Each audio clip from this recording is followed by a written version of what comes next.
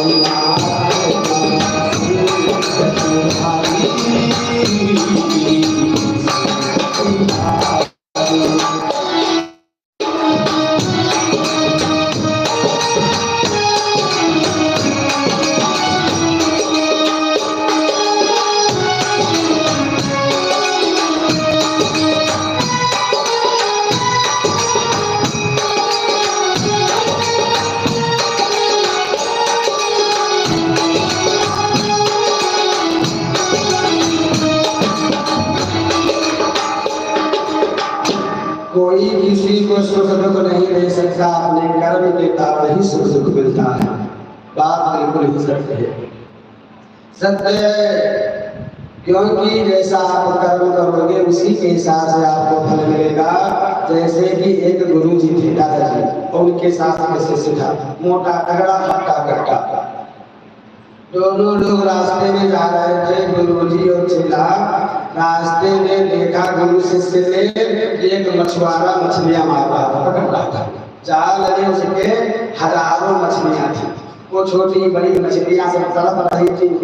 भैया ध्यान देना थोड़ा, वो मछलियां तड़प रही थी, उछल कूद रही थी जाल में। शिष्य ने देखा, कहा गुरुजी कितनी देरी अवस्था है। हे गुरुजी आप आदेश दे, मैं इस मछुआरे को पीटूं, उठा कर पटक दूं इसको और सारी मछलियों को तालाब में फेंक दूं। तो गुरुजी ने कहा भैया ऐसा न करो, उसको अपना काम कर दो, तुम अपना चलो, देखो ना चलो। वाह अरे गुरुजी आपके दया धर्म तो है ही नहीं।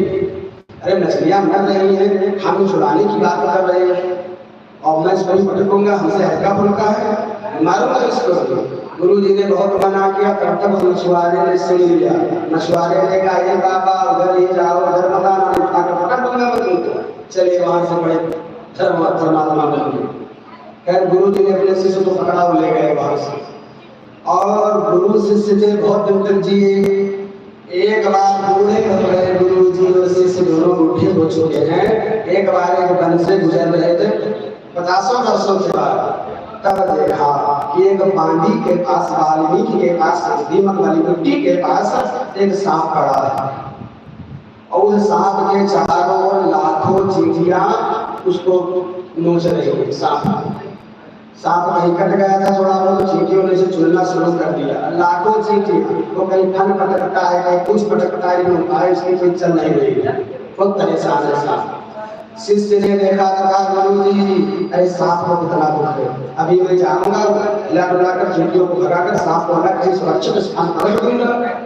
गुरुजी बोले देखो अपना काम करना, तुम चलो। तो कहा अरे गुरुजी आपके तो दया धर्म है ही नहीं, और आप भले हो गुरुजी साधु संत। तो गुरुजी बोले सुनो बेटा, अगर असलियत हम बता देंगे तो सांप में तुम 2 डंडे और मारोगे। तो आप बताओ क्या ये वही मछुआरा है? इसने मछलियों को खाया तो मछलियां इसको खा गई, तो इसमें क्यों बाधा बना रहे? मछलियां चींटी बनकर खा रहे हैं, बाधा मत बनो, अपना अपना काम करने दो, बस उधर देखो ना, अपना भगवान का स्मरण करो। तो ये दुख सुख अपने कर्म के हिसाब से मिलता है। इसलिए वो बैठे हो रहा कि मैं कह नहीं सकता। परीक्षित जी ने कहा एक बात बताओ तुम हो कौन? तो बैठ हो रहा कि मैं धर्म हूँ। दादाजी बैल ने कहा मैं धर्म हूँ। धर्म किसका मुख है दादाजी? धर्म ब्रह्मा जी के दक्षिण स्तन से प्रकट हुआ था। धर्म के कई पत्नियां थी, ध्यान देना, आप लोग थोड़ा ध्यान देकर समझते हैं। दादाजी ब्रह्मा जी के हृदय से प्रकट हुआ था धर्म। धर्म की कई पत्नियां थी, एक पत्नी का नाम था मूर्ति। क्या नाम था? मूर्ति। और मूर्ति के गर्भ से 2 पुत्रों का जन्म हुआ था। उसका कोई नाम था नर नारायण। नर नारायण सरिस सुधाता, 2 भाइयों का जन्म हुआ था, नर और नारायण का, जो सगे भाई थे। धर्म के पुत्र थे, मूर्ति के गर्भ से उनका जन्म हुआ था। धर्म ने कहा मैं धर्म हूँ, और ये जो गाय है ये पृथ्वी है, क्योंकि पृथ्वी को जब पीड़ा मिलती है, कष्ट पहुंचता है, तो पृथ्वी गाय का रूप धारण करती है। बिंदु जी ने कहा है कि आसुरी को चालन सो व्यथित बिहाल हुई गए, करत ख्याल दल दानव दलिया को, और कांपे जात गात अश्रुपात होत आखिर सो, प्राण घात रूप कल खात असहैया को, कि बिंदु कद आरत पुकारत अधीन बैन, और नाथ तुम बिनु दूजो विपति हरैया को, दीन सुख दैया क्षीर सागर बसैया, दुर्गे पास चली पृथ्वी मैया, रूप धारी गैया को। धरती मैया गैया का रूप धारण करती है, तो कागे जो गाय है ये पृथ्वी है, यानी इसकी आत्मा सूक्ष्म रूप, और मैं धर्म हूँ। ये महाराज, ये राजन, मैं सत्य कहता हूँ कि ये गाय नहीं है पृथ्वीपति,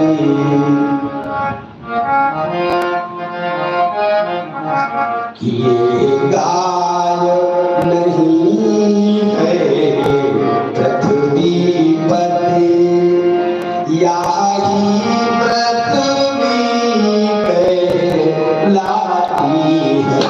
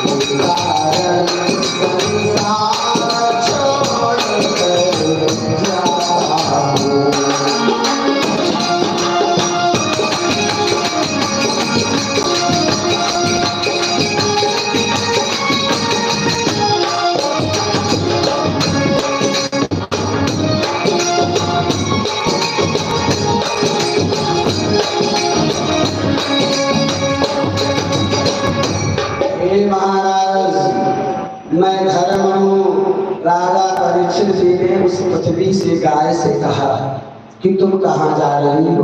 पृथ्वी बोली मैं सारा भार उठा सकती हूँ लेकिन पापी के पाप भार को मैं नहीं उठा सकती।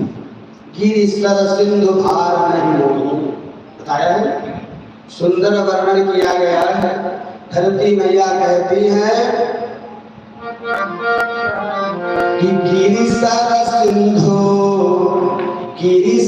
सिंधु भार नहीं मोही, जसमोहि गरुड़ एक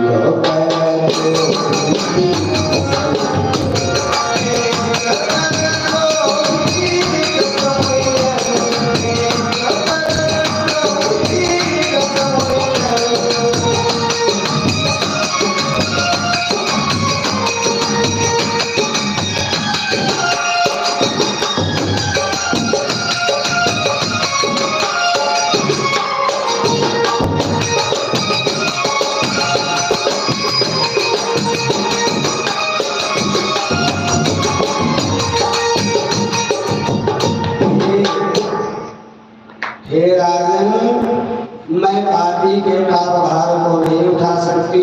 तो परीक्षित जी निरुत्तर हो गए। उस बैल से बोले तुम बताओ तुम्हारे ये पैर किसने तोड़े हैं। तिवारी जी, सुंदर भागवत में कथा है कि धर्म के 4 चरण हैं। वैसे तो विनीत जी ने अपने में 16 चरण लिखे, कुछ भी लिखे। धर्म की 13 पत्नियां भी हैं, वो भी चरण मान लो, ठीक है, लेकिन मुख्य रूप में चरण 4 ही होते हैं। हमारे भी, आपके भी, समय के भी, सबके। पहला चरण, दूसरा चरण, तीसरा चरण, चौथा चरण, चौथा पद आता है, हमारा भी आपका भी। और दिन के ही 4 चरण होते हैं, रात के भी 4 चरण होते हैं, 8वां नाम बनता है इससे। तो 4 चरण तो सबके हैं, क्योंकि गोस्वामी जी ने भी कहा प्रकट धर्म के 4 पद कलिमो एक प्रधान, के दान करे कल्याण। धर्म के 4 चरण वैसे मुख्य रूप में, और धर्म के 4 चरण थे लेकिन 3 टूट चुके थे, एक ही पैर लगा हुआ है, एक ही चरण है पैर के, एक ही चरण धर्म के। आज कहा तुम्हारे 3 चरण कैसे टूटे, कैसे कटे। धर्म के भैया 4 चरण है, क्या करना धर्म है। धर्म का पहला चरण है सत्य, धर्म न दूसर सत्य समाना। जिसके पास सत्य है उसके पास धर्म है, क्योंकि कबीरदास जी ने भी शायद कहा है कि साच बराबर तप नहीं, झूठ बराबर पाप, और जाके हृदय साच है, ताके हृदय आप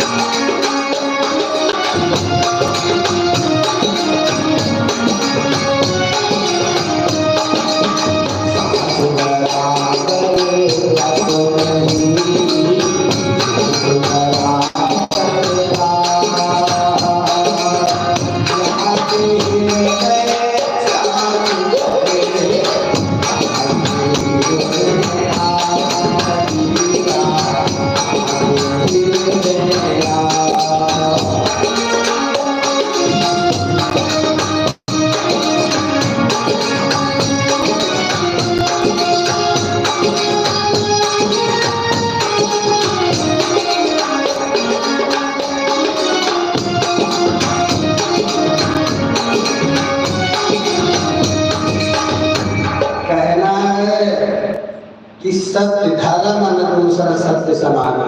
लेकिन विचार करना पड़ेगा कि सत्य क्या है। बात को समझो, जिसको हम सत्य समझते हैं वो झूठ है, और जो जिसको हम झूठ समझते हैं वही वो सत्य है। अधिकतर लोग भगवान को सत्य नहीं मानते, जबकि वही सत्य है। और जिनको सत्य मानते हैं कि मेरी पत्नी है, मेरा धन है, आज वो नहीं रहता है, वो झूठ है। वो सब झूठा है, संसार झूठा ही है ना। सब दुख देने वाले सुख को दे नहीं सकता, और जो सत्य है अतुल 18 से आने वाला वॉइस कॉल सत्य पहले जानो तो भी सत्य क्या है। अतुल 18 से आने वाला वॉइस कॉल सच्चिदानंद वही सत्य है। सत्य कौन है? उमा कहा मैं अनुभव अपना सत्य हरि भजन जगत सब सत्य। सत्य कौन है? सत्य है केवल सच्चिदानंद। जीवन में अधिकतर सत्य बोलने का प्रयास करो।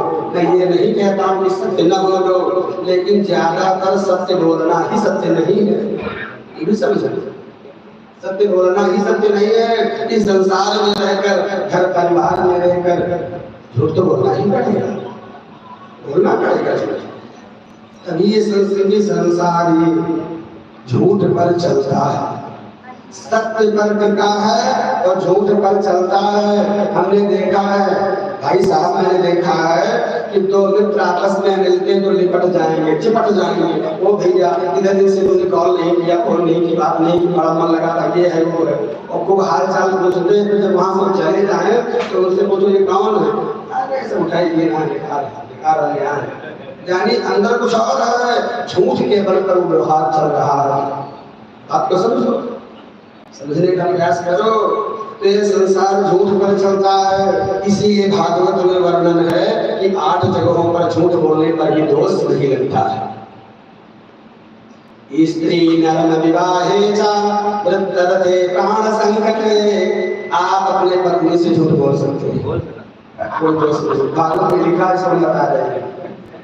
झूठ आप अगर झूठ बोलेंगे भी तो केवल उसके हित के लिए बोलेंगे ना। मान लो पत्नी थोड़ा बदसूरत हो, फिर सुंदरी क्या कहना, थोड़ा खुश हो जाए तो अच्छा क्या जाता है, क्या जाता है आपका।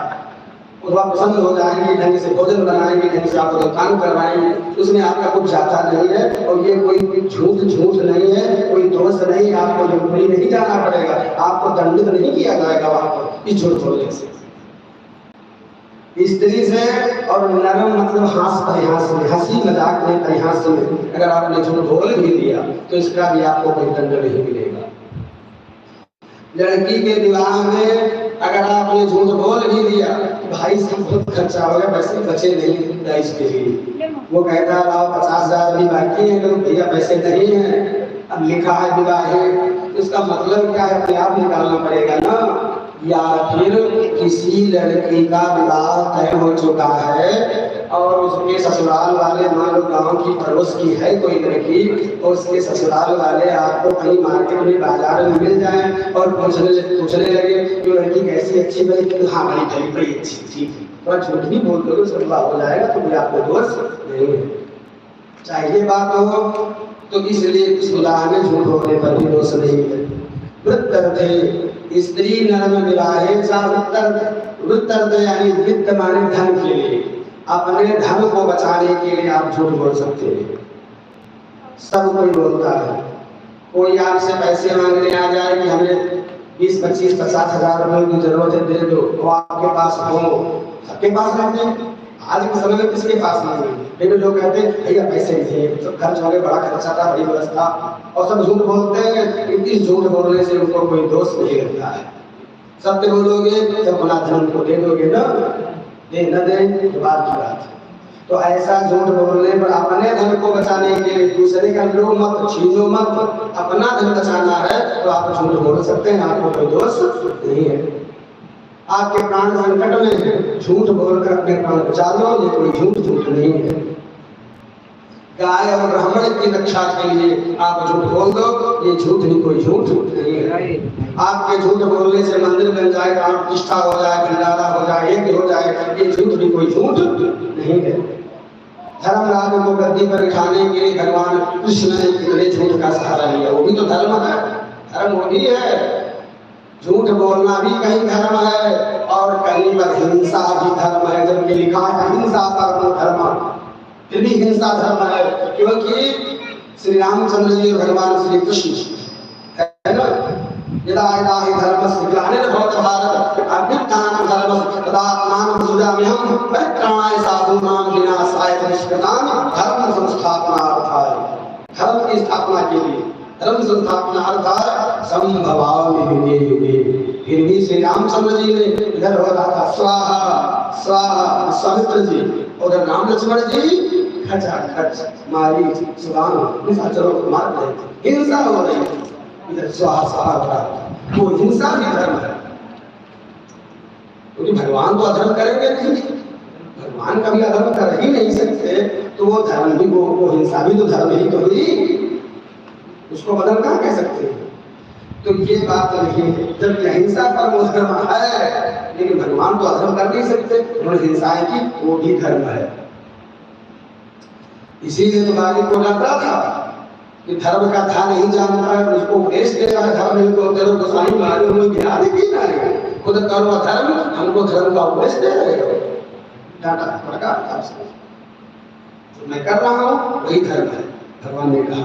बात को समझो। तो कहने का अर्थ है कि धर्म के लिए, धर्मराज को राजगद्दी पर बिठाने के लिए भगवान श्री कृष्ण ने थोड़ा बहुत झूठ का भी सहारा दिया। अश्वत्थामा मारा गया कहकर हाथी को मारकर द्रोणाचार्य का सिर कटवा दिया दुष्टदमन से। भगवान ने भी तो किया, भगवान ने ही किया। तो ये भी धर्म है। तो इसीलिए इन जगहों पर अगर झूठ बोल भी दो तो कोई दोष नहीं है। बोलो श्री रामचंद्र की। जीवन में ज्यादा से ज्यादा सत्य बोलने का प्रयास करो, लेकिन ऐसा सत्य न बोलो सत्यम ब्रूयात प्रियम ब्रूयात, सत्य बोलो और प्रिय बोलो। आज के सत्य बोलने से गांव में लड़ाई झगड़ा हो जाए तो ऐसा सत्य मत बोलो। हम भी बहुत झूठ बोलते हैं। गांव में प्रायः कथाएं जब होती हैं, किसी यहाँ कथा का आयोजन चल रहा है और आप लोग जानते हैं ना कि गांव में अनबन होती है, और जब वो दूसरी पार्टी वाले लोग प्रफुल्ल सुंदर से आने वाला वॉइस कॉल वो बड़ी व्यवस्था करेंगे और उसके बाद उनकी बड़ी बुराई। प्रफुल्ल सुंदर से आने वाला वॉइस कॉल बड़े खराब है ना, किसी को नहीं आते। और हम वहां से वापस आएंगे तो घर वाले पूछेंगे पंडित जी कुछ कहा रहे थे? कुछ नहीं, कुछ अच्छा तारीफ कर रहे थे। अरे हम वहां कथा करने गए, इस सब बोल कर वहां लड़ाई करवाने गए। ऐसा सत्य मत बोलो कि लड़ाई हो जाए, झगड़ा हो जाए, लाठियां चल जाए। सत्य बोलो, प्रिय बोलो। किसी के वहां जा रहे हैं क्योंकि सत्य प्रिय है और सत्य मधुर है, मीठा है। सत्य भगवान का रूप और कभी कड़वा हो ही नहीं सकता। गुरु सच्चिदानंद भगवान की।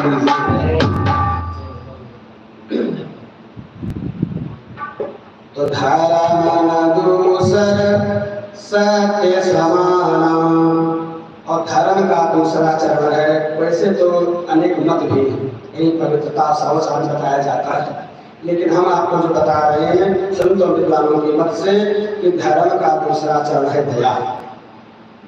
दया, जिसके पास दया नहीं उसके पास धर्म नहीं। दाई बिना बाबा हलु दिला गए। तो दया हुई तो समझो आप बाबा साधु, क्योंकि कबीरदास जी ने भी कहा है कि जहाँ दया